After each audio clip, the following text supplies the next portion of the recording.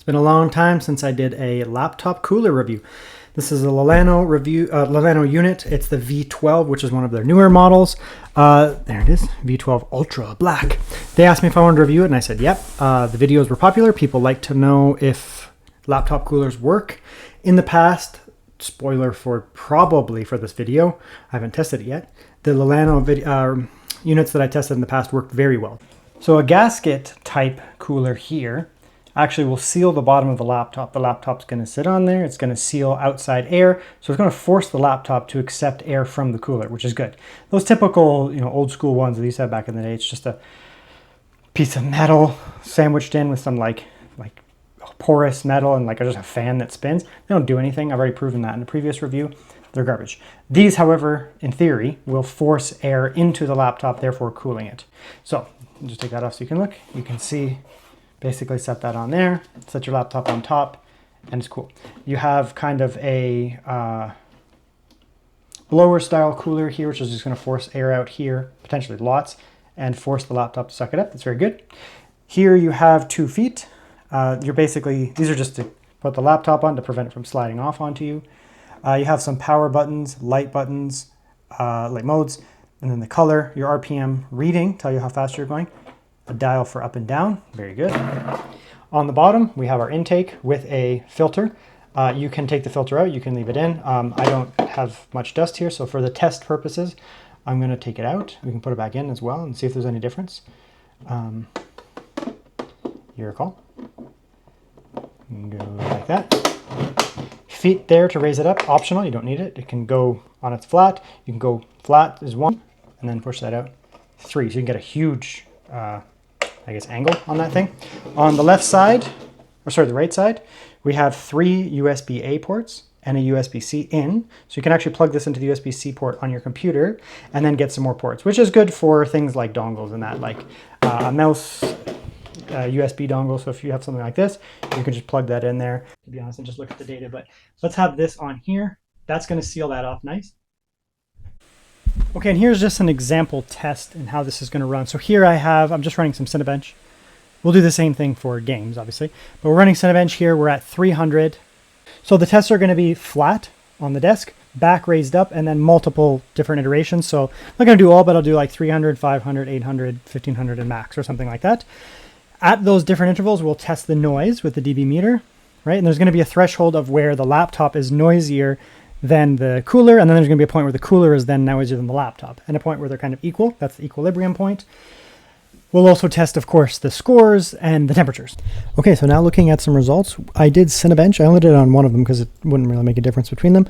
I did it on multiple, scenarios. Flat, which is flat on the desk. Raised up, I put a box under it. 300, 500, 800, 1500, and max speed between them. We can see here that the Cinebench score when it's flat down, it's 30,000, which isn't great, but it's okay. When we raise it up, there's a fairly considerable increase in performance. I mean, we're looking at 7 or 8%. It's not bad just for raising it up, obviously. More airflow. Putting it onto the llano cooler and setting it to 300, the score actually went slightly back down because it's just not giving as much air, I suppose, but still better than flat, of course. Then as we increased the speed, the score went up. Obviously, the amount of throttling was lower. As you added more performance, the throttling went down. The amount of watts it could basically pump in essentially went up. So we were constantly throttling regardless, but we were getting better performance. Okay, so then here we did CPU temperatures. It wasn't really relevant to measure because they were just throttling the whole time, but obviously the amount of throttling was lower as you added more, but we were getting better performance. So then here we did the actual game test. I went into Cyberpunk and I stood in the same area that I test basically everything. It's in Dogtown, which is a good area because there's lots of NPCs moving around, lots of stuff going on. Of course, it's visually demanding as well. I ran these at 1600p Ultra preset with balanced DLSS, and just that's on every single test. And the exact same modes here. We have average FPS, lows, dB, CPU temperature, CPU watts, which on this laptop, the 7i275HX and 5070 is static at 40. That's just what it allows. Then the GPU does have some slight variations. It does slightly go up as we get a little bit more cooling. This is essentially the max combo. We can get 40 watts and 140 watts on the CPU, 105 watts on the GPU. That's the most the system can do. It just That's just the power allocation. There's nothing we can do. When we put it to 300, there is essentially a tiny bit of an increase, or maybe kind of just margin of error type increase over being raised up. So it's kind of the same. So, 300 and raised up don't make a huge difference overall. And then, of course, as we start to increase our settings here, of course, there is a little bit of a control here issue with, NPCs going through. Even if you use the built-in benchmarks, the NPCs that spawn make a bit of a difference here.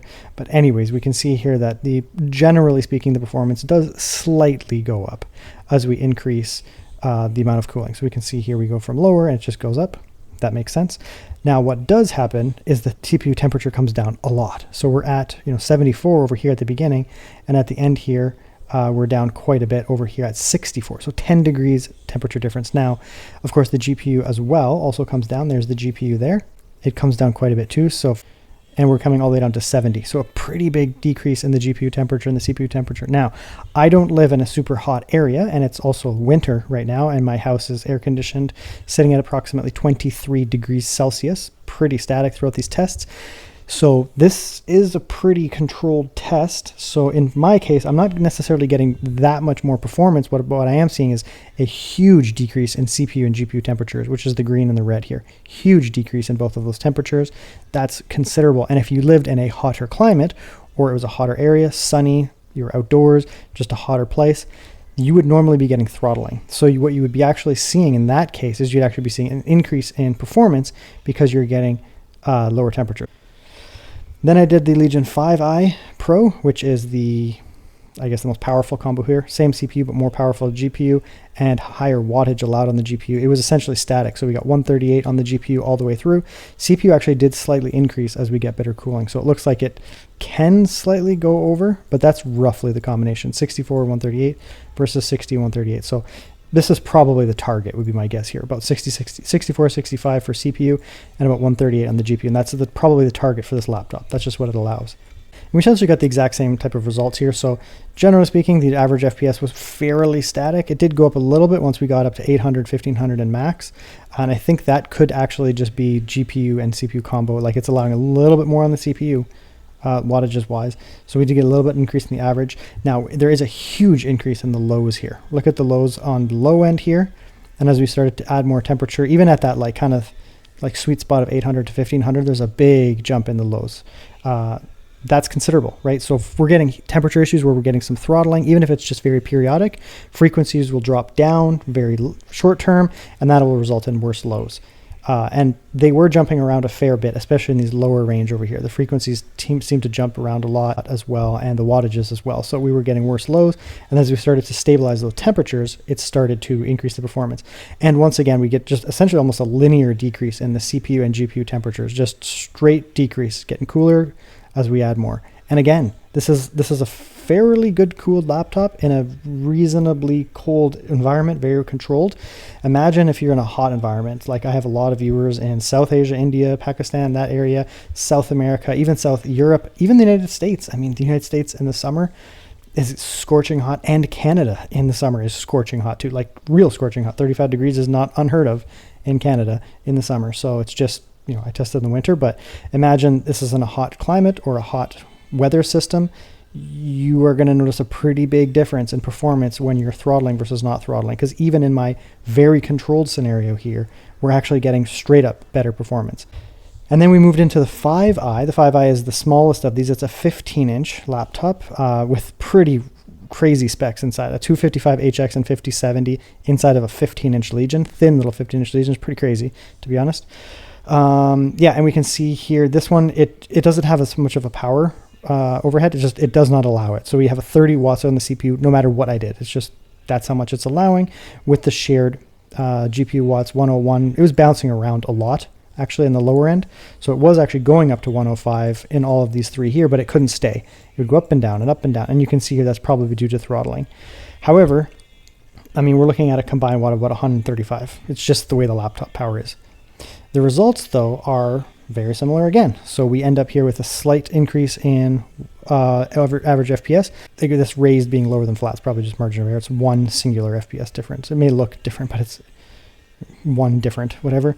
And then we're looking at the average versus the lows once again started to come up. So they got a little static in here in the 1% lows, and they went up quite a bit in the cooler scenarios. And the 0.1% lows were massively different. We can see down here, as soon as we increased this thing at all, the 0.1% lows came up a ton. Again, it just allowed it to stabilize. It wasn't bouncing around all the time.